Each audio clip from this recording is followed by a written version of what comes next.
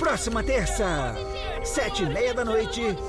Para o projeto Oxigênio! Senhor prefeito, o que está fazendo? Vou revitalizar a nossa Place de Vosges. Na verdade, vão cortar nossos melhores filtros naturais, as árvores, e vão trocar elas por filtros artificiais. Parem o projeto Oxigênio! Parem o projeto Oxigênio! Senhor prefeito, o que tem a dizer? Um homem poderoso é incapacitado e seus planos se desmancham no ar. Eu não sei. Isso exige, então, ações drásticas.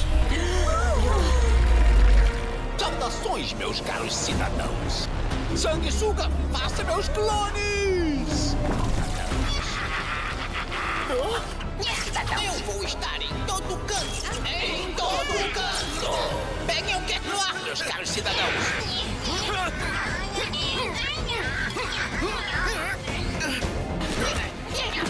Capturar um só não resolve o problema. Tem milhões deles. Então qual é a solução milagrosa, My Lady?